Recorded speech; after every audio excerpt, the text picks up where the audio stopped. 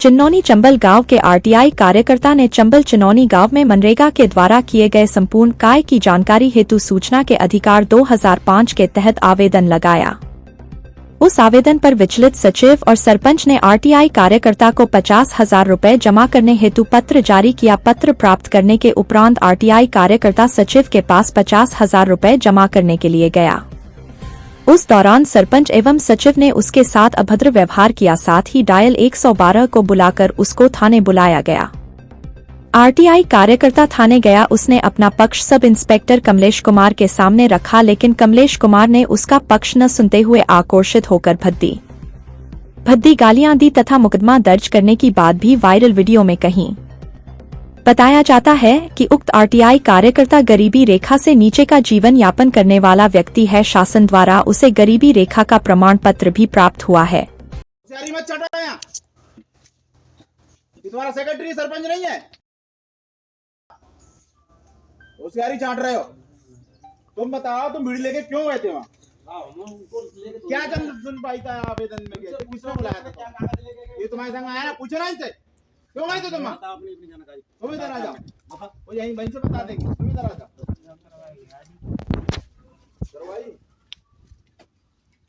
Hello hello,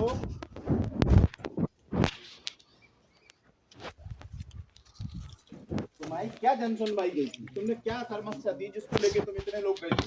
कोई KYC के चक्कर में गया था, कोई पर्ची के चक्कर में गए थे, इसलिए गए। हेलो, तो जाती है सर।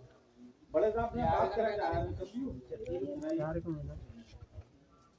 मुझे ये बताओ, तुम अपनी समस्या के लिए भीड़ लेके जाओगे क्या? अब तो अपन नहीं लेके गए, वो तो गए अपने काम से गए सर।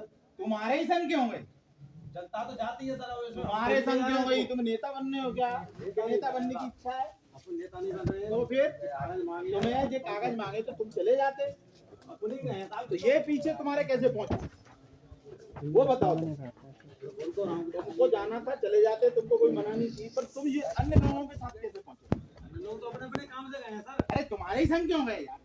अपने अपने काम से। हमारे संग का काम से जा रहे हैं सर। कौन कौन क्या था जरा मुझे बताओ। उनसे पूछो आप कौन कौन के छूट में को गए, उनसे तो आप जानकारी नहीं रखते हैं। यार 5 दिन मैंने तुमको उस दिन समझाया था। सुन मेरी बात, मैंने तुमको उस दिन समझाया था, तुमने वो पिट तोड़ दी है। तुम पे मुकदमा कायम करके तुम जेल जाओगे मेरे यहाँ। मैं तुम्हें लास्ट चेतावनी दे रहा हूँ, तुम मान नहीं रहे हो। तुम और तुम सुनो मेरी बात, पहले मेरी बात सुने। बाउंड ओवर कराया है वहाँ जाके? तहसील गया था? तहसील जोरा गया था कि नहीं गया? गए थे। नोटिस आया था तेरे पास? नहीं आया है शर्मा जी? इनका नोटिस आया नहीं है? वीडियो पूरी हो जाता उसके बाद वीडियो बना लेते पूरी। मैं पान सिंह रावत चिन्नौनी चंबल से। क्या हुआ था आपके साथ? मेरे साथ सर वो सेक्रेटरी द्वारा मेरे का सूचना का अधिकार लगाया था मैंने, उसका आवेदन आया। मैं उस आवेदन को लेके पंचायत भवन गया था। पंचायत भवन गया तो उसने राशि मांग, उसमें लिखा था 50,000 रुपये राशि जमा करनी है। तो मैं राशि लेके गया तो उसने राशि जमा तो की नहीं। उसने मेरे से गलत गाली गलौज दी थी और मैंने बोला ये मेरे को सूचना का अधिकार कब मिलेगा? तो उसने नौकरी ले जाके मेरे को धमका के थाने में एसआई कमलेश कुमार जाटव पर धमकाया गया कि आप या तो राजीनामा कर लो या नहीं आप पे एफआईआर की जाएगी। क्या पता, मतलब तो तुमको क्यों लाया वो थाने में? सचिव द्वारा बुलाया गया था कि सरकारी काम में बाधा डाल रहे हो। कौन है सचिव? नीरज कुमार कर्ण। मैं रूप सिंह रावत बोल रहा हूँ। मैं तो मैंने सेक्रेटरी साहब से आवेदन दिया था एक, मैंने कि साहब मुझे जानकारी चाहिए 13 वित्त और 12 वित्त की।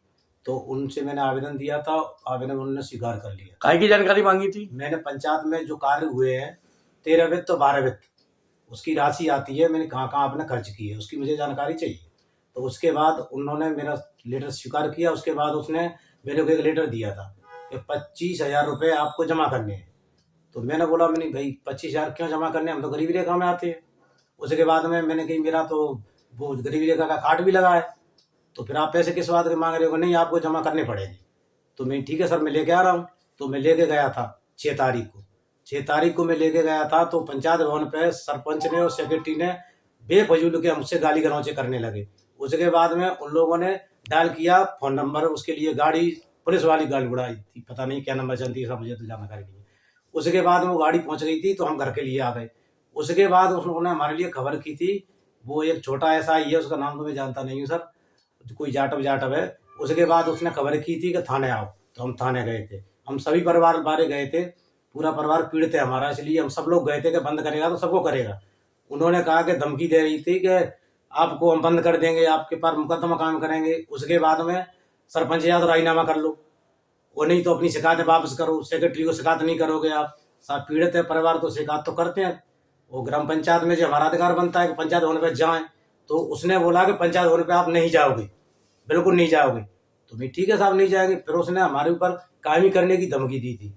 तो फिर हमने मुरैना आए थे, तो एक मेरे ताऊ का लड़का है, उसने पहले जाके एसपी साहब को एक आवेदन दिया था। उसके बाद में उन्होंने जांच के लिए लिख दिया है एसडीओपी साहब के लिए कि जौरा, वो कैलाश वाले के लिए। उसके बाद टीआई साहब है, वो भले आदमी है, उन लोगों ने कहा भाई देखो शिकायत पीड़ित होगा वो तो शिकायत करेगा।